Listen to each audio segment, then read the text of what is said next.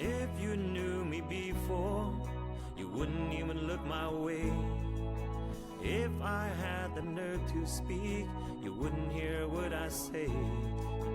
Time has come and gone so fast, we're not who we used to be. And welcome back to Sullivan's Unheard Voices. I'm here with Grayson, right? Yes. And Grayson, thank you very much for being here today. Thank you for having me. So you have kind of an interesting story about how you got here today.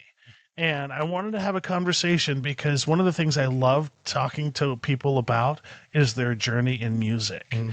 How did you get started in your path to playing music? It's actually funny.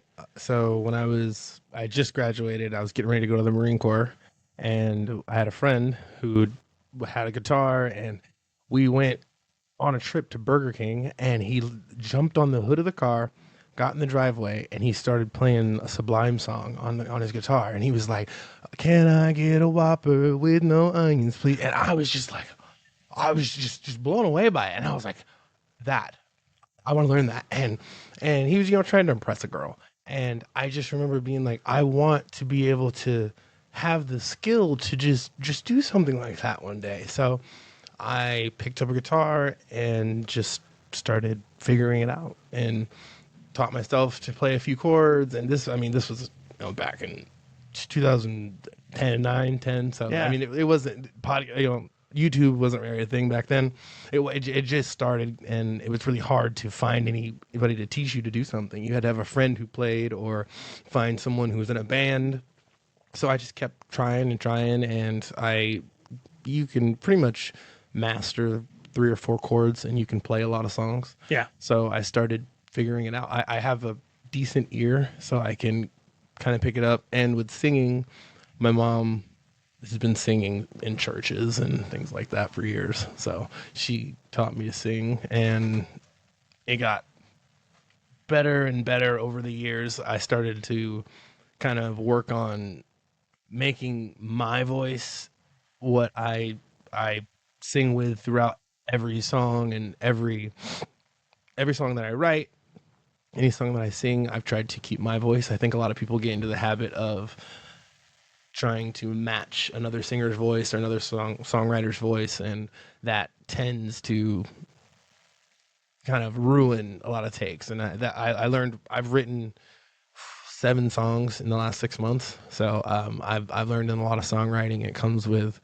writing from the heart, and that's, from the beginning when I was young to over the years, figuring it out, putting my heart into it, and trying to write the best music that I could.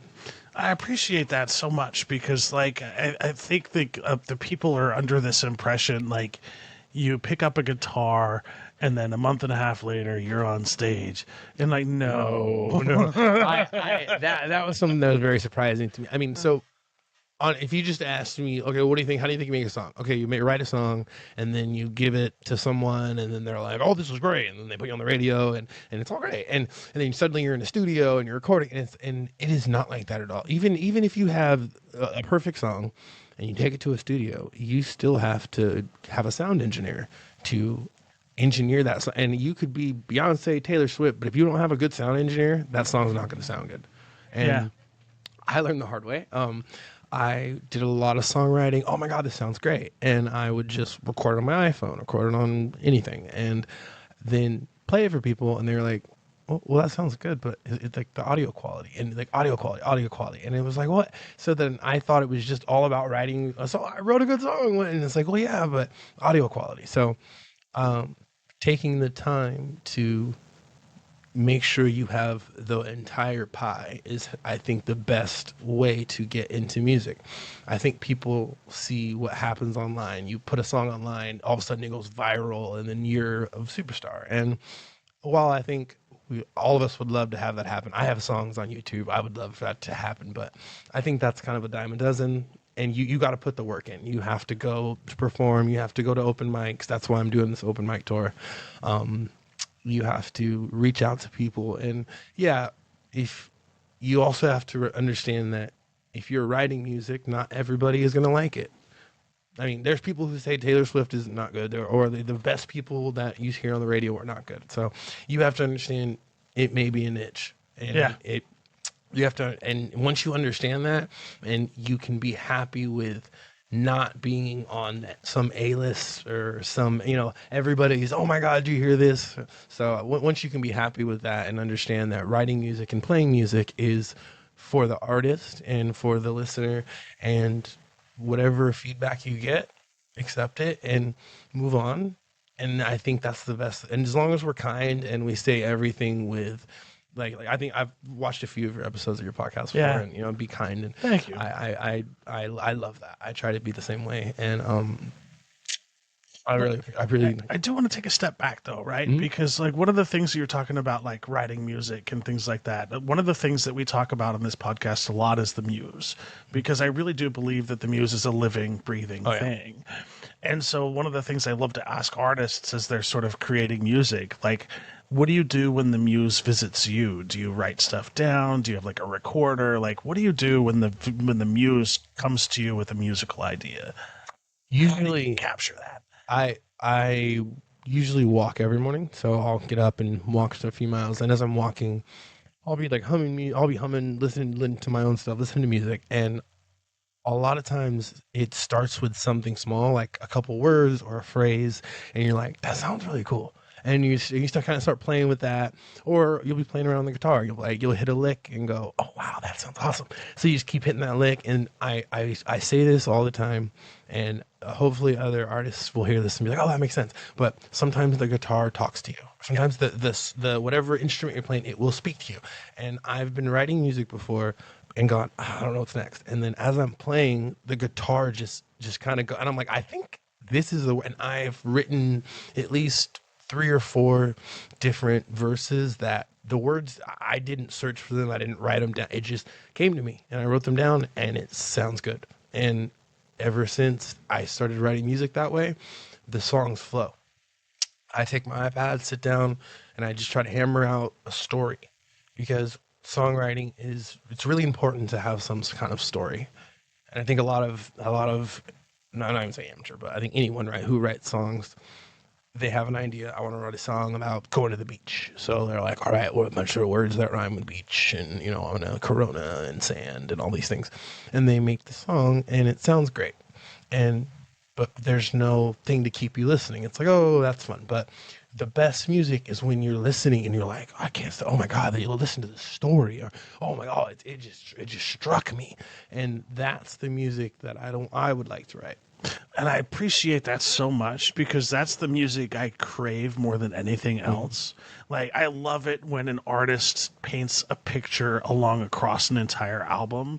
And it sucks because I feel like the path towards albums is slowly deteriorating, because now that we have like all these moments of like, you need this song or this song, so it's all single based. And it's like, I miss those days where you have those long form albums like Tool that tell a whole story along the way, because it captivates you.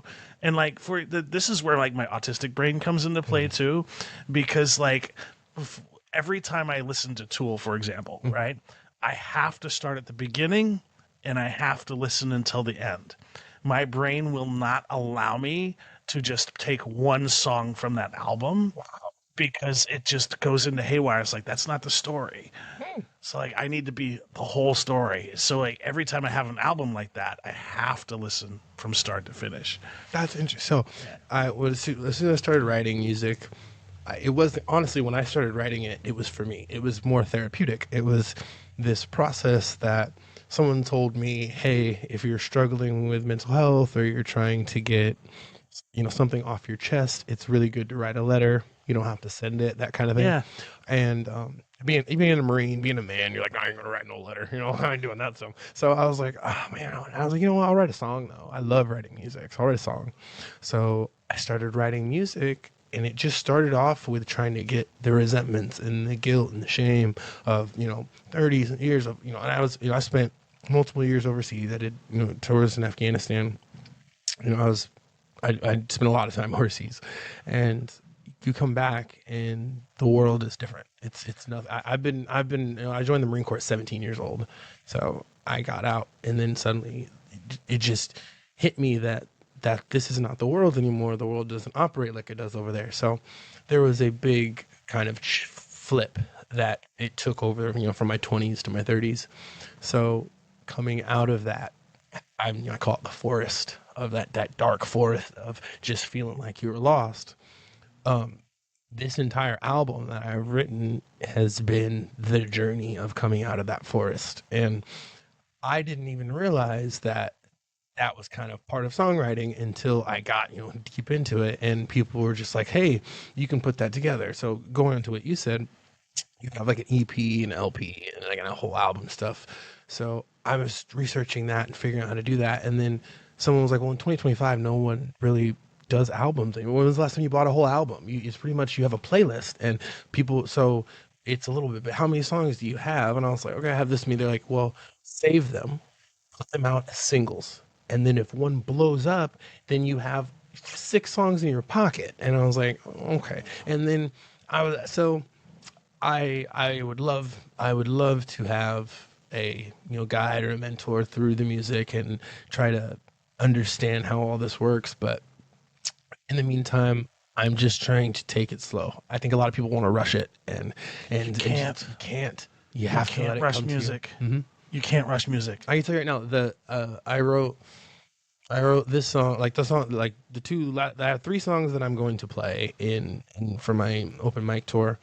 I wrote all those songs about 7 months ago. And I have the demos from 7 months ago and I have the demos now, they're not the same song. It is completely different. And there was about 3 months ago, I was like, oh, I want to do this and I'm going to start doing open mics. And my guitarist is like, you're not ready. And I was like, well, I'm ready. I was like, the song. He's like, dude, the song's great, but it's not ready yet. Like it's like a cake. You gotta let it bake.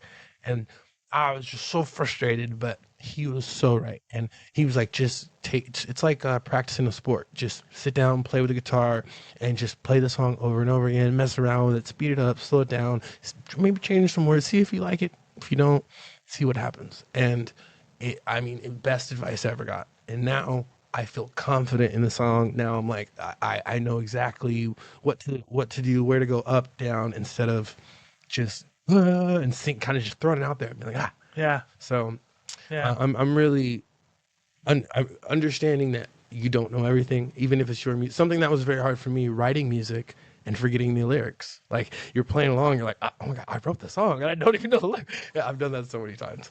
I'm guilty. The only reason I'm not a singer in a band is because I can never remember lyrics. Yeah. Yeah. I didn't think of it. I mean, I can probably remember the lyrics of 100 different songs, word for word, sing them, scream them in the car. But I write a song and I'll be up there and I'm like, line, okay. Yeah. But it's fun. It's fun. This has been probably one of the best things I've ever done for myself. Taking this leap. I was very, there is that social, like the social aspect of it. Of, oh my God, you're putting yourself out there. And I've done a lot. I used to be a bartender and I've done a lot of karaoke, and I spend a lot of time in Las Vegas and I do karaoke in Vegas and we do a lot of stuff. Just, I never had stage fright because it's not my music. I'm singing other people's songs. Yeah. So as long as you can sing, then there's no fear. But it's way more intimate when it is your song, because it is like I'm putting my heart out and going, here you go. And if people are like, oh, boo, you're like, oh, so it becomes like a shaking hand thing, and I'm playing and I'm like, oh, this is way scarier. So I need to always have faith in anything that I write. That's what I've tried to live by. I try to say, regardless of what anyone else thinks, I wrote that song for me. And at the end of the day, if no one likes it, as long as I do, I'm happy with it. And I kind of want to go back to something that you said, like when you got out, because I was also in the military. Oh, wow. And I think the only thing I would add to what you were talking about, how the world has changed, I think we tend to forget that we also changed. True. And just how much, for lack of a better term, brainwashed we get through the military cycle. Yeah.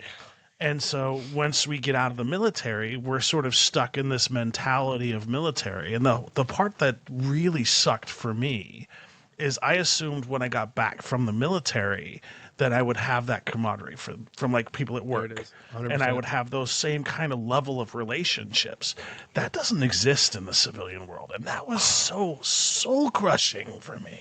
And it you don't realize, and I mean, I remember in boot camp they were like, one day you're gonna look back on this, you're gonna miss it, and I was like, you're crazy, you're crazy, you're a crazy man, that's not gonna happen. And sure enough, I was sitting there going, man, because there's something about, I think, especially in the Marine Corps, they tell you you are responsible for your brother. You're responsible for the guy next to you. You know, if you, I remember in boot camp, they would always say, you know, when we say zero or freeze, even if you're midair, you better freeze. And all through boot camp, like, I mean, you'd be getting undressed. They'd be like, freeze, like shirt halfway off, and you get yelled at. And at the end of boot camp, once we graduated, we were Marines. I was like, wow, why'd you guys do that? That was so like, it was like comical that how much they did it. And he was like, well, when you're on patrol in country and the guy behind you sees you that you're about to step on a pressure plate and he yells freeze and you put your foot down, you kill 3 people in your platoon. You know, so we teach you right now, when we say freeze, you freeze. Even if your foot's midair, you freeze. And you could save lives. And that was the first time it ever hit me that, you know, there's a method to the madness. And Yeah. sometimes people have to teach you things in a certain way, and you have to be willing to surrender. And surrendering to the process is something I'm trying to learn to do, because again, as I write music, I try to write it so it sounds good, but I also try to write it from the heart. So there's this pull back and forth, and I'm very, very picky. I'm super OCD. I won't use the same words twice. Like if I'm going through as I write the song, I will cull words that are similar so that they don't repeat. And as I'm playing, I'll go through and I'll be I'll listen to my own music over and over again and listen for just anything that sticks out to me, because I want it to have that flowing path, like over the course of the whole thing, or, you know, a callback to something in the beginning of the song, like a movie, you know, telling that story. That's what keeps people, you know, you have these songs that last for, I mean, you know, Michael Jackson and you know, all these people from even from the 60s to 50s, songs that we still listen to today, people are still ripping off of today and making music. I think someone just made that Cyndi Lauper song. I think someone just made a remix off that. Like, that's just timeless music. And I know we'd all love to write a song that way, but I think all of those songs were written from the heart. It wasn't just a crowd catcher. There's good music. I mean, even that "We Will Rock You," like, that's just, it's so simple. It's still an anthem. Yeah. Right? And it's still an anthem that represents exactly what they want. Love that. And I think that's a huge important piece. Like, one of the things I geek out about music is when music is from the heart and has meaning. Because it's like, it paints a story, but it also conveys things that you couldn't otherwise convey. Yeah. Because I think if you're not writing the music yourself and you're not sort of investing that translates into the music. Yeah. The heart that you put into that song is a direct translation of you as you put in that effort. And it's not to say that music, when it's produced or created by somebody else, isn't as awesome. I've heard some really fire songs that are created by producers. However, every one of my favorite songs of all time came from the singer's or the group's perspective. Yep. And mad respect to that, because that's a more difficult process, but it leads to so much better music, I think. I really do. I think when you have someone writing a song, especially, I mean, it's kind of sad, but I think people can relate to sadness, heartbreak, trauma better than they can relate to, like, the happy side of things. So I think some of the hard-hitting, deep songs that really hold us and we're like, God, I love that song, I think those have to be written, you know, those have to be written from the heart. You can't just pencil those in and get a bunch of people to throw some words that rhyme together. It has to be experienced and then translated into a story, and then you put a melody behind it. That's the best way to write a song. And if you honestly, like, I wrote something about 6 months ago, and it was it wasn't for me. It was for a friend. We were both trying to write songs together, and I was trying to help him. And I wrote something out, and it wasn't for me. I just wrote it for him, and I was reading it over and over again, and I didn't like it. I just kept not liking it because I just wrote it because it sounded good, and it took me like 2 or 3 months, and I literally called him and I said, "Hey, would you mind if I take that song and rewrite it? Because I just wasn't happy with it." And he goes, "Yeah, that's fine," and I rewrote it, and that's literally the song I just put on YouTube. Like, and he listened to it. He's like, "Oh, it's so amazing. I'm so glad you changed it." I was like, "Yeah, thank you." So I was like, "Can I have it?" And he's like, "Yeah, you can have it. It's so much better now that you have it." And I was like, "Cool." So that was really awesome. But it took me being honest with myself and saying, because it wasn't my song, I wasn't really writing from the heart. I was just penciling out something that sounded good. So I took a few lines I liked, and then I said, "All right, well, how does this apply to me?" I sit back and I say, "Okay, this makes me feel this way. How do I describe that?"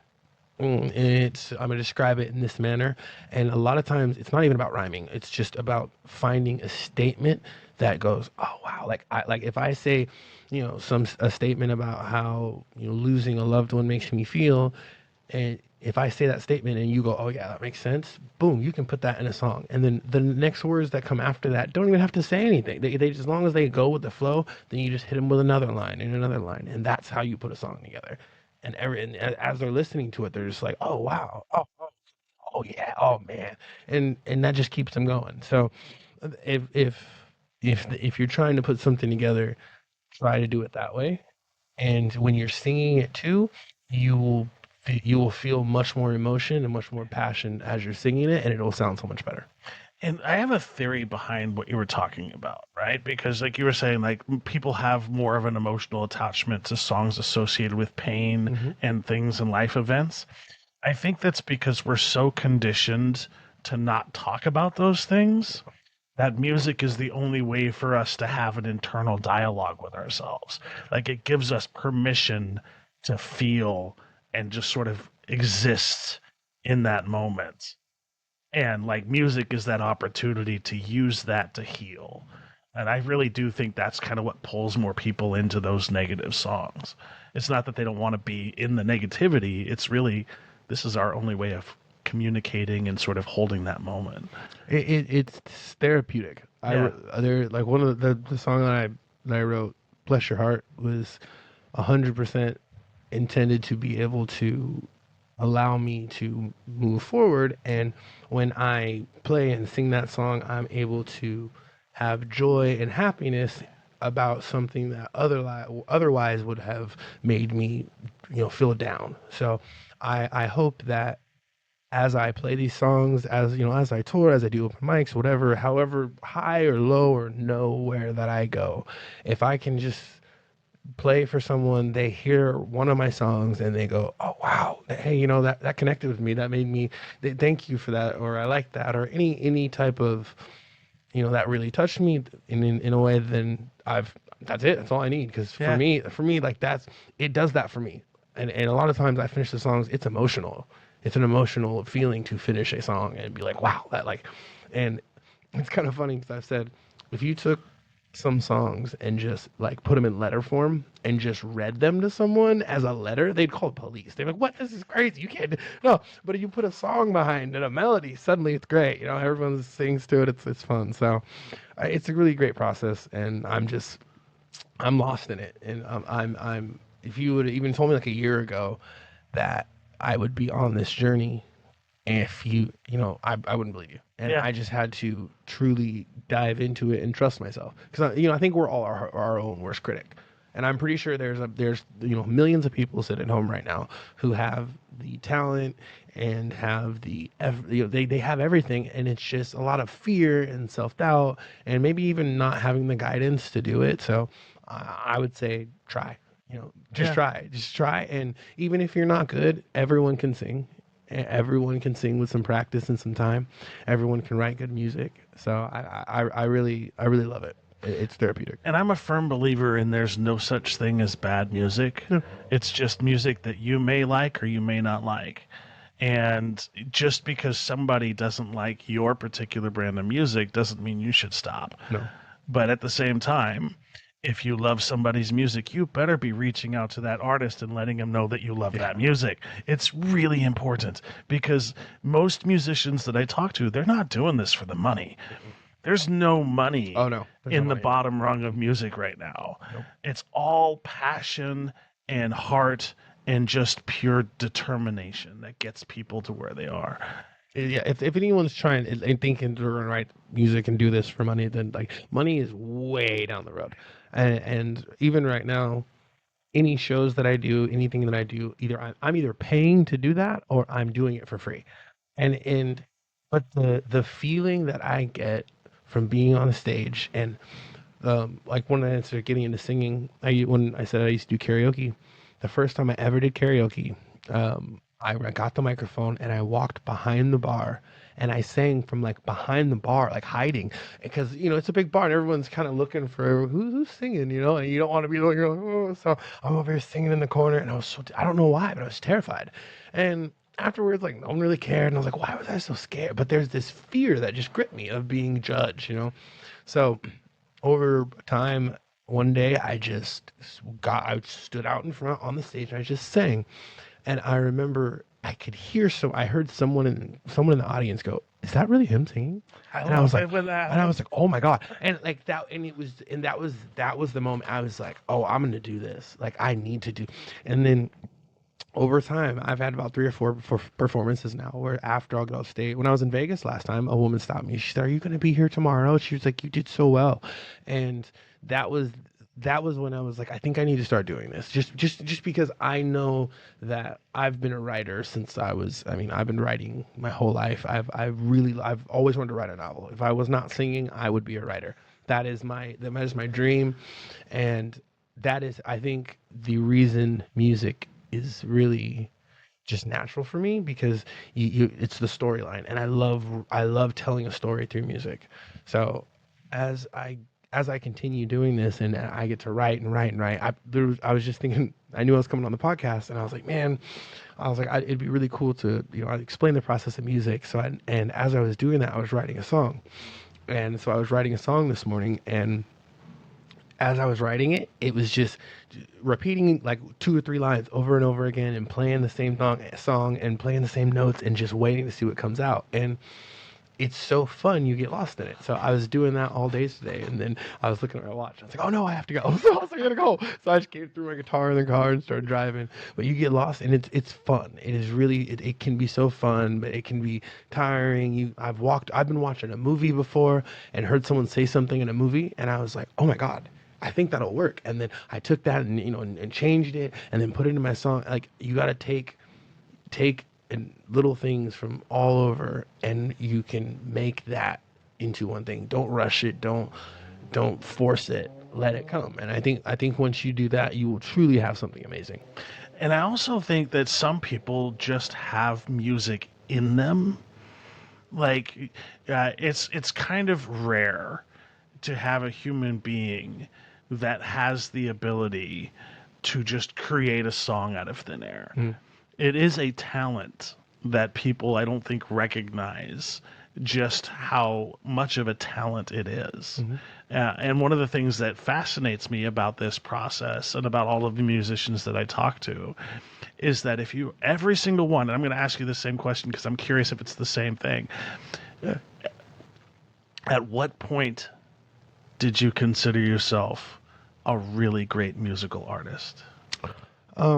That's an interesting question. What I always try to stay humble. I always try to consider myself, I always thought it was, until you get paid, you can make a living, like getting paid doing music, you're just amateur. And then once you start getting paid, you're getting gigs, then you're a pro.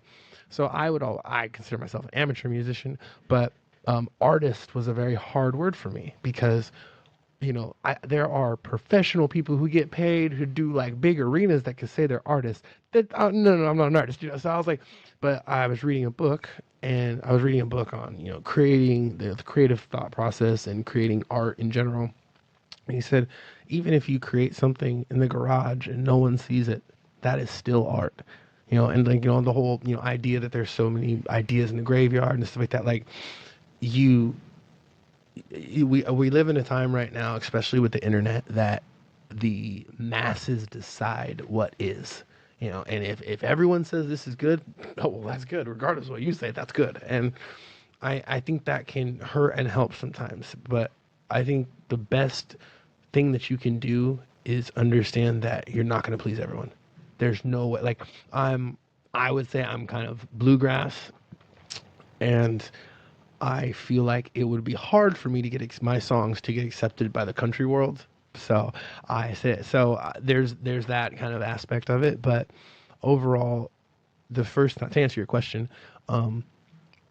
as soon as I realized that I got multiple reactions from different people who didn't know me, I would purposely try to get someone to say something negative about my art. I wanted the negative feedback. So I would say, hey, can you listen to this? And I'd play a song for them. And they would and their reaction would always be, wow, did you write this? Really? Wow, that's really good.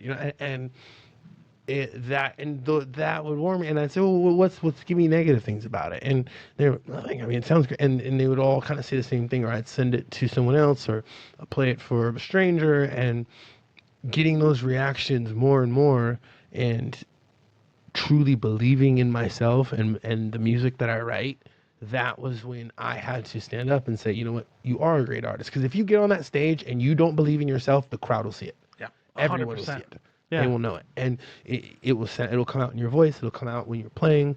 You literally, there's like a interior shake that happens when you're scared, and it just comes out. So once you believe, if you say, hey, you know what, I went, I was in the trenches writing this song, I know it's good. Some people say I put my foot in that. Like I just did everything. And if you do that, then get up there and you sing it. You just sing it, you play it. Don't try to overdo it. Just, singing from the chest, all those things, and just let it out.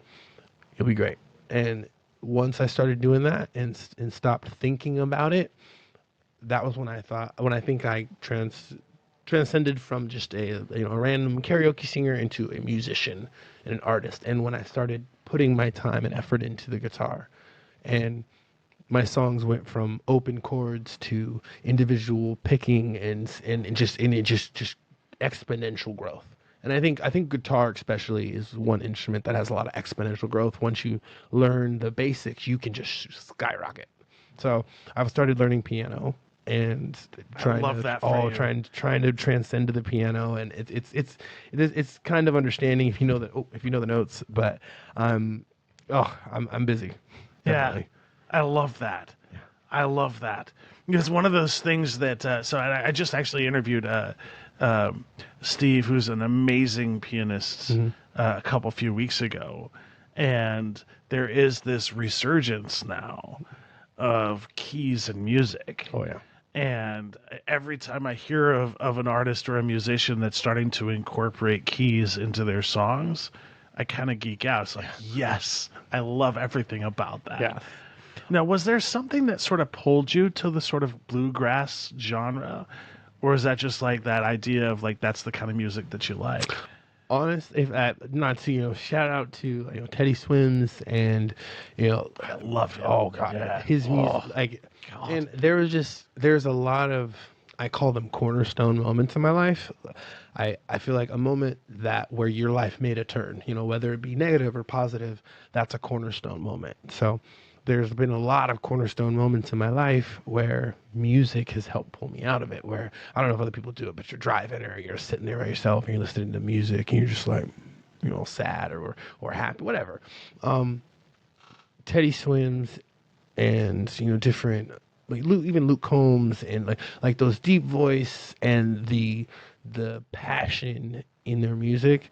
And also I've just always wanted to have that bluesy, bluegrassy, that world, that I've loved. Every time I hear it, it gives me goosebumps. And those older songs, especially from the South, and a lot of the guitar, that has always given me like, wow, I wish I could. Oh my God, I want to do that. So that picking up a guitar, and as soon as I started writing music, writing songs for myself, that was just what fit.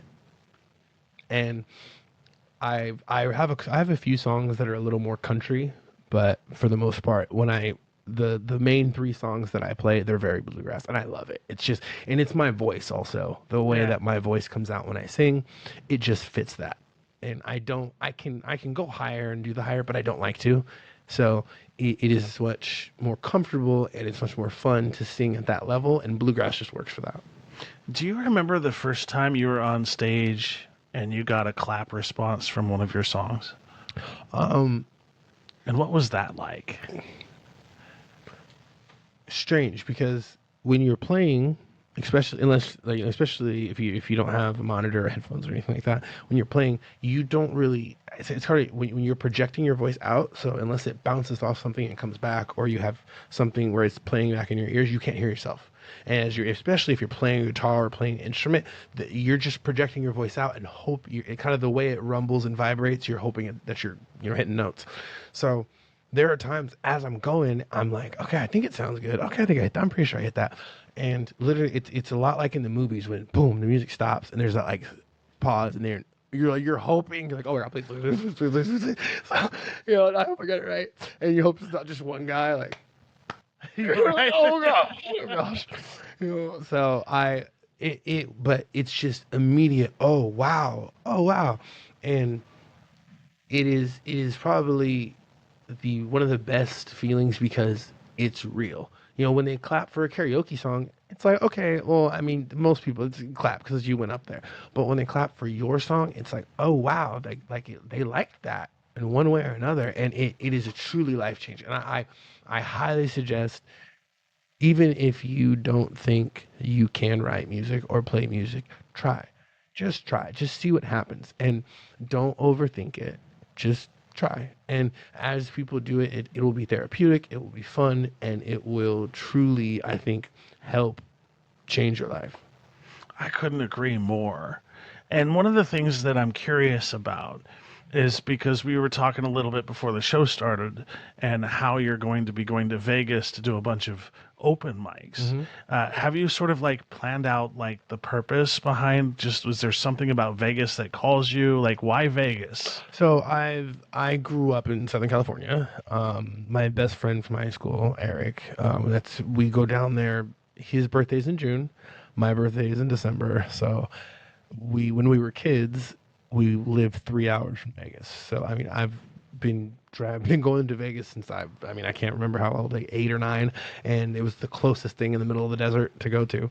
So when we turned 18, that was an easy drive too. And then in the Marine Corps, you're in California, Vegas is right there too. So it's just always been an easy go-to. And then because he lives down there and I'm up here, we wanted to see each other. So he said, every June, every December, we're going to go to Vegas and meet up. So we started doing that. And over time, more and more things just kind of in life started happening in that area. So I ended up spending like almost a month or two of a year in Vegas. And after that, I started doing karaoke and doing shows there, just like having fun. And I was like, you know what?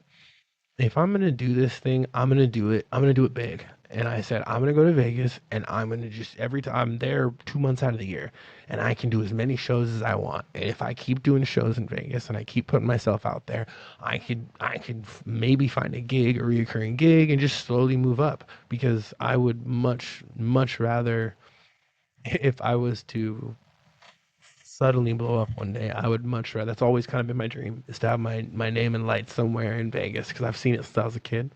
So I would love to give you some amazing, awesome answer, but yeah, it's kind of like a dream since I was a kid, was to just always play in Vegas. In case you're wondering, that is an awesome answer. So I just want to throw that out there. That's pretty freaking cool. Yeah, I mad respect for that. Because like one of those things, like for me, this podcast is this is my dream. Like, I always wanted to do this, and I never was given permission. That's a whole other conversation together, but I was in a very much DV relationship for the longest time. And so when I finally got an opportunity to sort of break free from all of that, this was the first thing I started as a way of allowing me to heal. And sometimes, like, if you have that dream, even if you don't make it, the fact that you try, you're ahead of the game for like 90% of the people out there. Like, you gotta, if you can. And I understand in this country of ours, a lot of people just can't. Yeah. Like, there's not enough money, there's not enough opportunity, there's not enough a lot of things. But if you can along the way, just a little bit, reach for a dream, just try it and see what happens. So I think so many people spend their whole lives preparing for this dream. Like, okay, I'm gonna work, and then I'm gonna save up money, and then I'm gonna retirement, and I'm gonna do this, I'm gonna have kids, and that's a great idea. But then by the time you're 65, you're too old to even do that dream. Yep. And then you have people who have the midlife crisis, and they try to do their dream in the middle of their life, and all kind of falls apart. So this is kind of, like I said, it was a dream for me, and it just kind of came at the right time. And I'm going to school, but like I said, if you're thinking that you can do this and have it replace your income, that's not going to happen. This is definitely something you have to be willing to spend extra time on. But I would love to be able to pay the bills through music one day, or pay the bills through something, my art in some way, shape, or form. But in reality, again, if I can just have, again, that dream of having my name in lights one day, and but I'd do it for free. I'd pay to do it. I don't care. In a minute, like that. In a it's minute. just- if there are people who are willing to come listen to my music, then I'm willing to play it for them. That's all I feel like. And I mean, you just had the owner of the Salem, the Yeah. Capitals on here, and I was watching that. And I was like, oh, that's so awesome. Like, even that, like, just to having those opportunities to meet people and do things like that. And for me, just having the opportunity to get on stage and sing, that's it. I'll take that all day. And I'm just, like I always say, I'm happy to be here. I'm blessed. I have been given an opportunity to speak my truth and find myself for the first time in 30 years. I truly felt like, putting that mask, you put a mask on and you spend every day being the person that you need to be. And I finally found a way to be myself, be honest through my music, through my art, and express that to other people, and hopefully have a positive response. And it makes all the difference in the world. Mm-hmm. Like, just, and I don't know how else to say that mentality has a lot to do with it. Right now, obviously, equal opportunity isn't available for everybody because of just the way the system is built.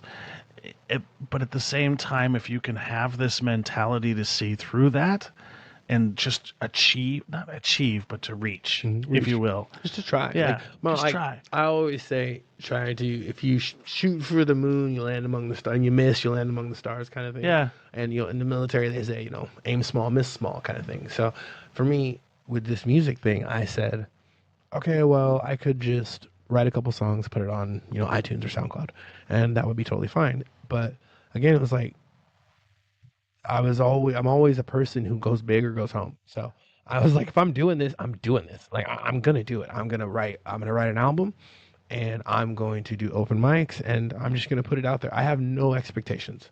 I really don't. It's hard not to, because really, you see everybody else online, you see the people who just made it, and you're hoping that happens.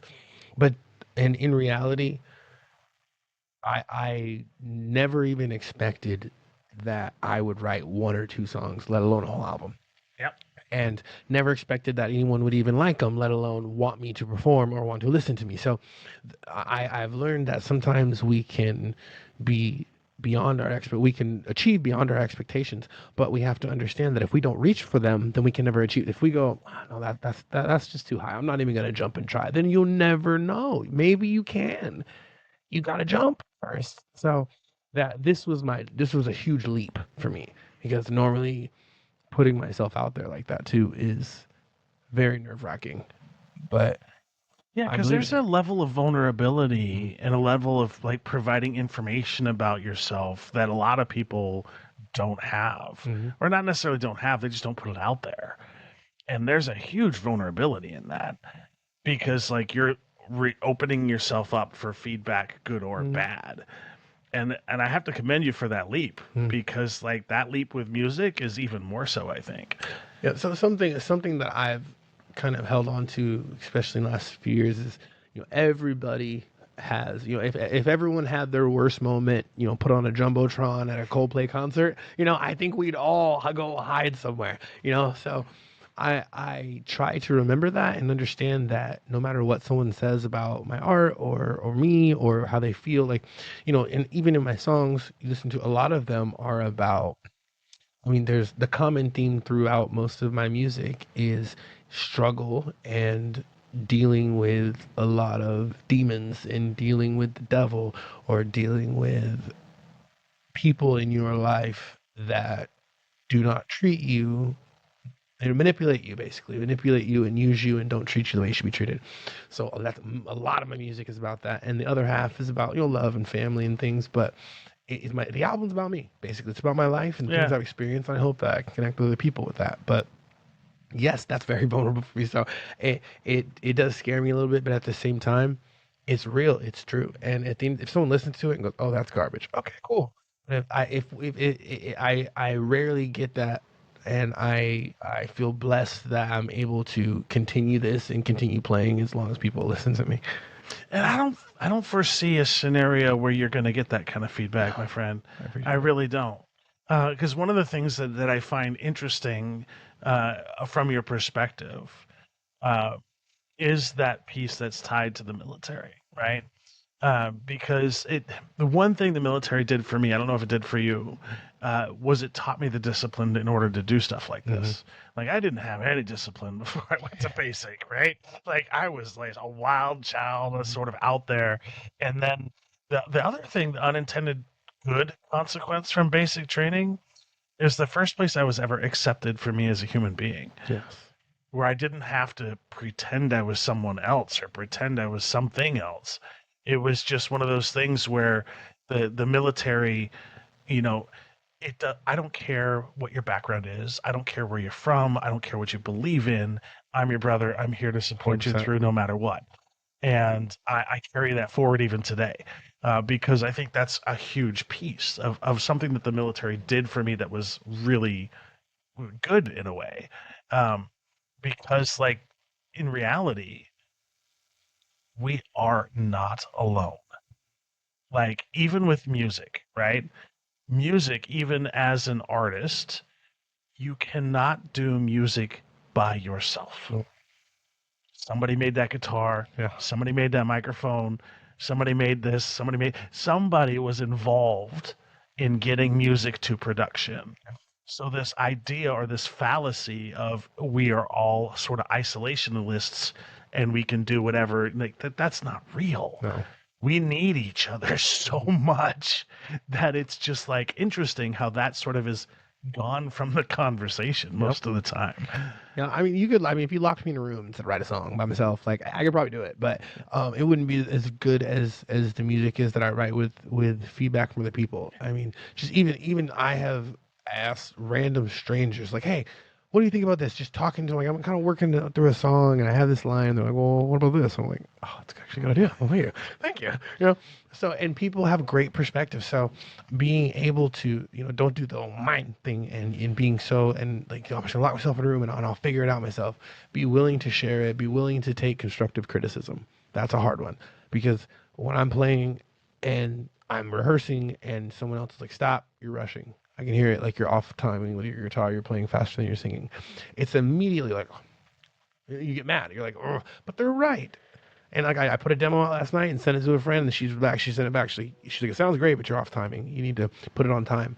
Because I'm just rehearsing for the open mics, and now I'm nervous because I'm like, well, but a lot of it comes from, again, the nerves, and I'm trying to make it sound good, but when I'm just playing, everyone's like, "You sound so much better when you're not thinking about it." And that is, I think, the biggest problem. People will sit there and go, "Okay, record." And as soon as you make it all about that and you start putting your extra into it, it doesn't sound as good. Yeah, because music has to be felt. It can't be thought. Yes. Exactly. That's very well said. Yeah. Because the more you try to think, your way through a song, the more it's just going to come out like not right. Yep. Yeah. Exactly what happened. Yeah, you really need to tap into that piece of you that sort of is connected to the muse in some way. And I really do think that for some reason it's a she in my mind, but for some reason when she visits you, she never goes through the mind. She always goes through the heart. Yes. Yeah.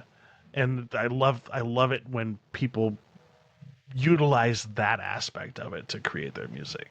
Yeah.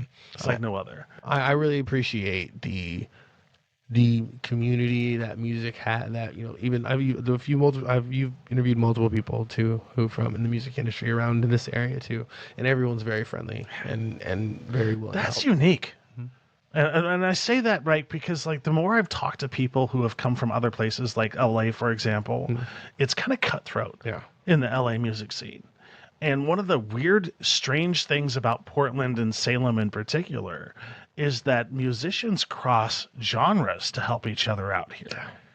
That is just wild. Like they heard a story the other day of like somebody going through this whatever turmoil they were going through, and like 40 musicians from multiple genres show up to help this person out. That's amazing. And like that's kind of rare, I think. And I think that also is one of the things I love about playing and sort of being around musicians from this area. You can learn so much. Yeah. You learn so much from other people. And like my guitarist is a punk rocker.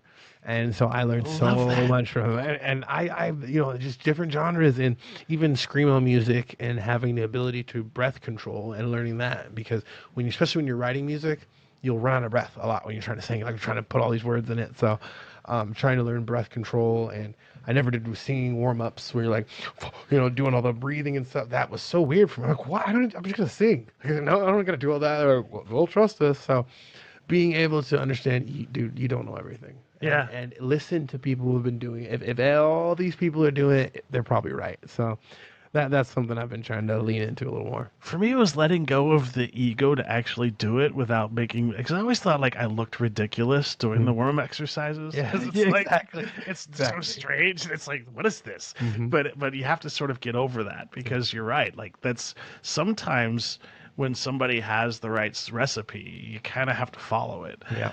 Even though you look like a fool sometimes. Yeah. But anyway. So what's next on your list? Because you're going to Vegas like tomorrow, right? Yeah, so we were gonna fly, but we ended up. I have the amps, the guitar, all the equipment, and a bunch of stuff. So we said, you know what? Let's just drive. And just to make it easier, we'll drive. So tonight I'm gonna go home, pack, get everything. We'll drive, and we'll be in Vegas till the 5th of October. I'm going to be at Dick's on Fremont performing at 8:30 Friday the 3rd. Wow, pulled that out of my brain. I was like, gosh. And then there's 2 more open mics. I'll do one, I think, next Thursday, and then I'm going to try to do a daytime one off the Strip.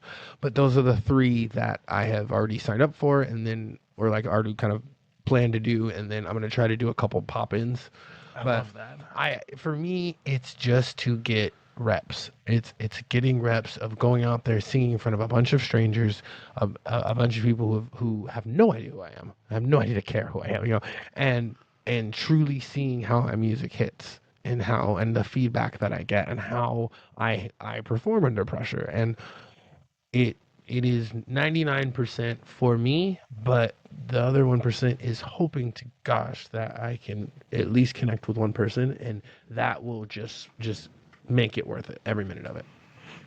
And then after that, when I come back, I'm gonna start reaching out to I'm already kind of getting in contact and trying to network and try to get some more local shows going, and just continue to add to my online library as well, get my music on iTunes and things like that. Right now I'm just on YouTube, but it's pretty much me and doing everything by myself.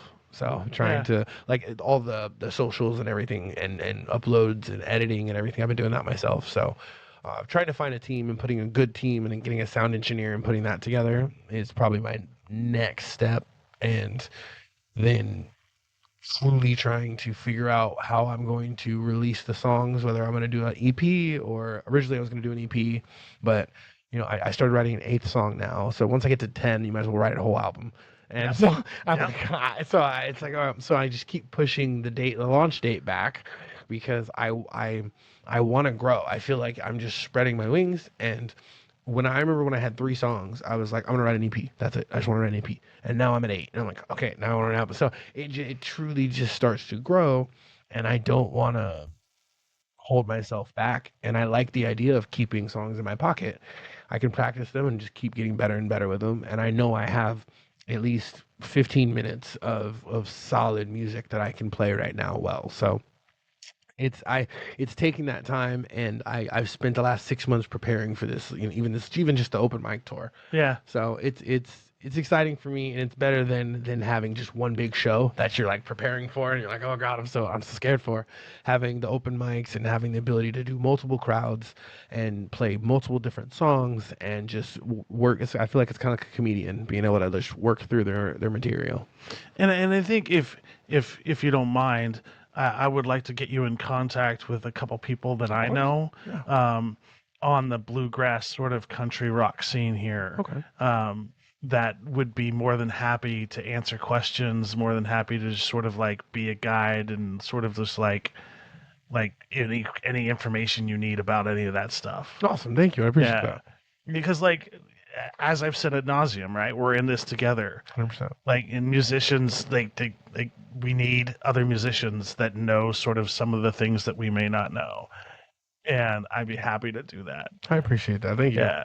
And so, like, once you get to Vegas and you sort of put on the shows, and then you sort of like, all right, let me take it back. So, where I was going. Yeah. When you're doing live shows, what do you like to see from the audience at your shows? Interaction. As I'm playing, there is so I'll be honest, when I'm really into a song, I usually close my eyes. And it's not like intentional. And there is something about performing and singing at the same time that there's a split brain there. So half of my brain is playing the guitar, half of my brain is singing the music. So closing my eyes shuts out other things, and it just kind of happens. But I can still hear and feel what's going on around me. And then when I do open my eyes, especially, I want to see the interaction or like the grooving to it, or like the something. Usually when I see everyone just like, especially when you do karaoke and everyone's just kind of doing their own thing, and when everyone stops and their heads turn to see who's singing, that's when you're like, okay, I feel like I'm doing well now, or some engagement, or you can see people's reactions. And good, bad, or ugly, again, for me, every time I get up there, I am conquering that fear. I'm conquering that demon, because I have always been so terrified that I'm going to get up there and just get booed and everyone, but when you get up there, good, bad, or ugly, I'm showing up. I'm showing up. I'm going to show up every time. I'm going to get on that stage and I'm going to play. And that for me is a win. And how about after the show is over? Are you the kind of person that wants the crowd to come up and just say hi and introduce themselves? Yeah. I love feedback. I love meeting people. I'm a big people person, especially in Vegas. So Eric and I will be probably doing a little mini podcast, live streaming. We're gonna try to make a whole YouTube series out of it. It's gonna be really fun. So I want to meet people and do pre-show, after-show stuff. And again, I'm not big enough to have my own giant tour, but I would love to do little week-long things like this around places and just have fun with it. What's the best way for people to go and get information? We've been at this for an hour now. So where can people find your music? So I'm on YouTube. You type in Grayson Quinn. I'm on YouTube. And that's Quinn, right? Quinn, yes. And also all my socials are either the Grayson Quinn or Grayson Quinn Music, and all my music's on there. Especially if for the open mic tour, will be all on YouTube. So we'll post videos and go live. It'll be fun. Facebook, all of it. I really appreciate it. And if you haven't had a chance to check this guy out, you got to check this guy out. Yeah. Talk about, I see you going places. I appreciate it. Really do. So, and I'm going to end the show like I always end the show. Be kind, y'all. Like, we all live in the same planet. We share the same air. And this place would just be a much better place if we all treated each other with kindness and respect. Grayson, thank you so much. Thank you for having me.